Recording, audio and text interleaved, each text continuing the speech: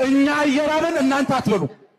እኛ እየራበን እናንተ አትበሉ። ምን እንደሆነ አላቅም። ጎዳና ላይ ወጥቶ ምግብ የሚያስለምን ምንም ምክንያት የለም። በአዲስ አበባ ጎዳናዎች ላይ በስፋት የምናየው ልመና የስንፍና ውጤት ሳይሆን የከሸፈ ፖሊሲና የድህነት ውጤት ነው። ነገር ግን የከተማዋ ከንቲባ አዳነች አቤቤ ይህንን የመራራ እውነት ለመቀበል ፈቃደኛ አይደሉም። የረሃብ አደጋ ላንዣበበባቸው ዜጎች ዳቦ ካጡ ለምን ኬክ አይበሉም እንዳለችው የፈረንሳይቷ ማርቲን አንቶኒ ሁሉ የብልጽግና ባለስልጣናት መመገቢያ ማዕከል እያለ ለምን ትኩስ ምግብ አይበሉም? መለመን የሚያስችል ምንም ምክንያት የለም በማለት በድሆች ላይ በግልጽ ያሾፋሉ።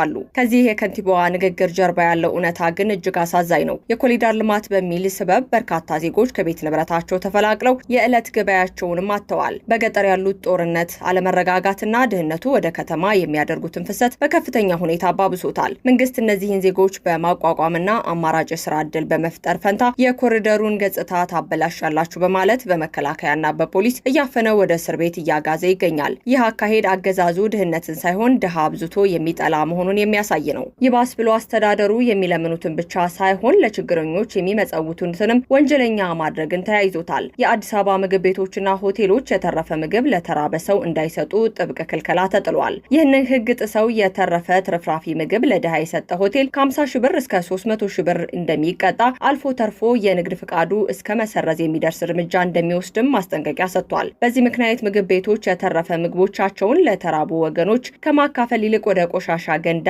አርቀው እንዲደፉ ተገደዋል። ምጽዋት የሰጡ ግለሰቦች በደንብ አስከባሪዎች የቅጣት ወረቀት እየተጣለባቸውም ይገኛል። በሌላ በኩል ደግሞ አሁን ላይ ጎዳና ላይ የሚወጡ ለማኞች የድሮዎቹ አይመስሉም። ዛሬ ጎዳና ላይ እጃቸውን የሚዘረጉት ስራ አጥ ብቻ ሳይሆን ስራና ደሞዝ እያላቸው የኑሮ ውድነቱን መቋቋም ያቃታቸው የመንግስት ሰራተኛ፣ መሐንዲሶችና የቢሮ ኃላፊዎችም ጭምር ናቸው። የኢትዮጵያ ሰራተኞች ማህበር ኮንፌዴሬሽን በፓርላማ ፊት በይፋ እንዳረጋገጠው ሰራተኞች በቀን አንድ የመብላት አቅቷቸው ከስራ መውጫ ሰዓት ላይ ፌስታል ይዘው በየሆቴሉ በረንዳ የተረፈ ምግብ ለመለመን ተገደዋል።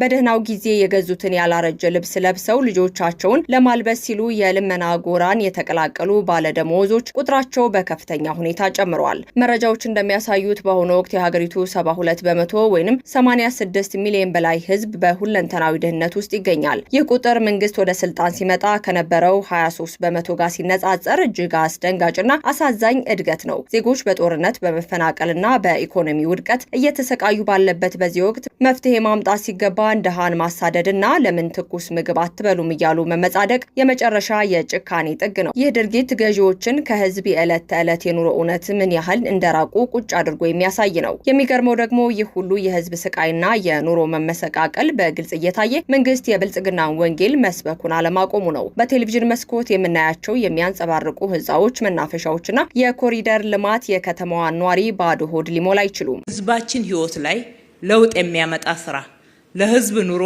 ጫና የሚቀንስ ለካሜራ ተብሎ የሚሰሩ ውብ ገጽታዎች በጓዳ ያለውን የህዝብ እንባና የረሃብ ጩኸት ሊያፍኑ አይችሉም። ዜጎች በገዛ ሀገራቸው ባይተዋር ሆነው የዕለት ጉርሳቸውን ሲያጡ፣ አገዛዙ ግን በውሸት ትርክት ራሱን እያሞካሸ ይገኛል። የህዝቡን ቁስል ከማከም ይልቅ ቁስሉን በኮስሞቲክስ ለመሸፈን የሚደረገው ጥረት የችግሩን ስር ከማጥለቅ የዘለለ ፋይዳ አላመጣም። ይባስ ብሎ አገዛዙ በህዝብ ዘንድ ዘመን የተሻገረውን የመረዳዳትና የመተዛዘን ባህል ለመንጠቅ የሚደረግ ጥረት ነው። ኢትዮጵያውያን በክፉ ቀን ተካፍለው በመብላት የወደቀን በማንሳትና የተቸገረን በመርዳት የሚታወቁ ህዝቦች ናቸው። ዛሬ ግን ይህ ታላቅ ማህበራዊ እሴት እንደ ወንጀል ተቆጥሮ የተራቡትን ማብላት የሚያስቀጣበት ጨለማ ዘመን ላይ ደርሰናል። በመንግስት በኩል የሚሰጡ ሰበቦች ልመናን ላለማበረታታት የሚል ቢሆንም በመሬት ላይ ያለው እውነት ግን ደሃ ህዝብ ተሰብስቦ እንዳይረዳዳና ይህንን ክፉ ጊዜ በጋራ እንዳያልፍ የታለመ የጭካኔ እርምጃ ነው። ዜጎች ተረዳርተው ነፍሳቸውን እንዳያተርፉ መከልከል የፖሊሲ ኪሳራ ማሳያ እንጂ የልማት ፖሊሲ ሊሆን አይችልም። በመጨረሻም ሁላችንም ቆም ብለን መጠየቅ ያለብን ትልቅ ጥያቄ ይህ የድህነት የመፈናቀልና የጭካኔ አዙሪት እስከ መቼ ይቀጥላል የሚለው ነው። የችግሩ ዋነኛ ምንጭ ሆነው የተሳሳተ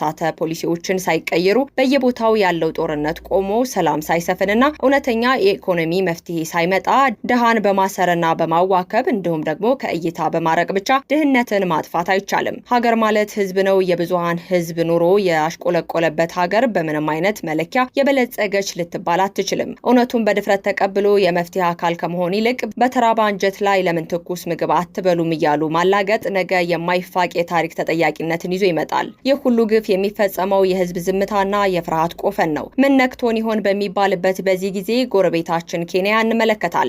የኬንያ መንግስት የነዳጅ ዋጋ ጭማሪና አዳዲስ ታክሶችን በህዝብ ላይ ለመጫን ሲሞክር ኬንያውያን በተለይም ወጣቶቹ በቃ መብታችን አይነካም፣ የኑሮ ሸክምን አንሸከምም በማለት በነቂስ አደባባይ ወጡ። ድምጻቸውን አሰሙ፣ መብታቸውን ጠየቁ፣ አልፎም ህይወታቸውን ለትግሉ ገበሩ። በመጨረሻም የህዝብ ቁጣና አንድነት ያሰጋው የኬንያ መንግስት ወደ ኋላ በማፈግፈግ የነዳጅ ዋጋን ለመቀነስና የታክስ ጭማሪውን ለመሰረዝ ተገደደ። ህዝቡ መብቱን ካወቀና በአንድ ከቆመ መንግስትን ማንበርከክና ፖሊሲ ማስቀየር እንደሚቻል ኬንያውያን ለአፍሪካም ጭምር በተግባር አሳይተዋል። ወደኛ ሀገር ስንመለስ ግን የምናየው እውነት ፍጹም ተቃራኒ ነው። በኢትዮጵያ ውስጥ በአጭር ጊዜ ልዩነት የነዳጅ ዋጋ ለ9 ተከታታይ ጊዜ ጣሪያ ነክቷል።